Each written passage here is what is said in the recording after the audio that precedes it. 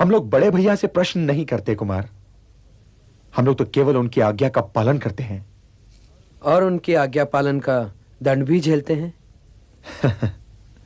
जिसे तुम दंड कह रहे हो कुमार, वो पारितोषिक भी तो हो सकता है। अब हम जन समुदाय से पूरे विश्वास सहित ये कह सकते हैं कि द्यूत एक सम्मान लेवा रोग है, कि द्यूत मर्यादाओं को आत्महत्या की सीमा तक ले जा सकता है, कि द्यूत भाइयों और पत्नी को व्यक्ति से वस्तु बना सकता है। अपनी इस यात्रा से हम जन समुदाय के लिए यह उपहार लेकर इंद्रप्रस्थ लौटेंगे। इसलिए यदि ध्यान से देखो तो यह सौदा महंगा नहीं है। इसलिए हे महायोद्धा उत्तर, उनकी आलोचना ना करो। उनकी आलोचना के लिए तो ऋषियों महर्षियों के मुंह छोटे पड़ जाते हैं, और छोटे मुंह को बड़ी बात शोभा नहीं देती। मैं क्षमा चाहता हूं। तनिक ध्यान दो कुमार कि यदि मैं अकेला समूची कुरु सेना को पराजित कर सका, तो यदि हम पांचों भाई धनुष उठा लेते तो कौन सी सेना हमारे सामने टिक सकती थी? यह जानते हुए भी कि गंधार नरेश ने हमारे साथ कपट किया है, हमने अपनी हार को स्वीकार किया। क्योंकि नारायण के अतिरिक्त कोई भी ऐसा नहीं जिसे कभी ना कभी पराजय का सामना ना करना पड़े। तो हमने पराजय का स्वाद चखा। पराजय बहुत कड़वी होती है युवराज, बहुत कड़वी। आत्मसम्मान की जीप इसकी कड़वाहट में ऐंठ जाती है।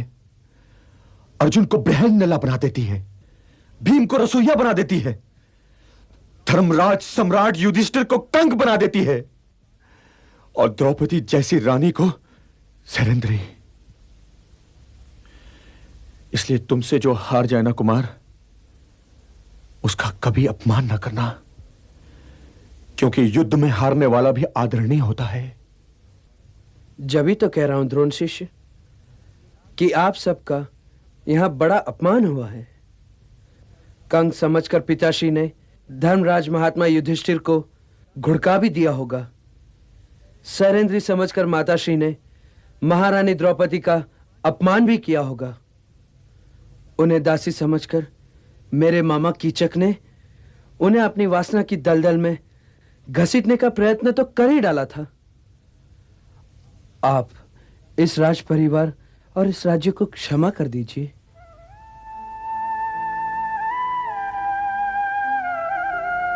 जिस राज्य में हमें आश्रय मिला हो कुमार, वो राज्य हमारे लिए सदैव आदरणीय रहेगा।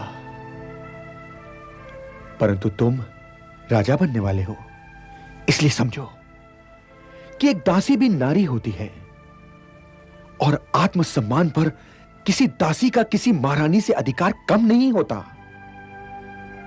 दास या दासी होना तो केवल दुर्भाग्य है, तो किसी को केवल उसके दुर्भाग्य के लिए तिरस्कृत करना स्वयं विधाता का तिरस्कार करना है। इसलिए अपने दास और दासियों के साथ सदैव अच्छा व्यवहार रखो। कि तुम ये क्या जानो कि आज जो दास है वो कल कौन था। भगवान करे तुम्हें कभी वो दिन ना देखने पड़े जो हमें देखने पड़े। भूमिपति महाराज अधिराज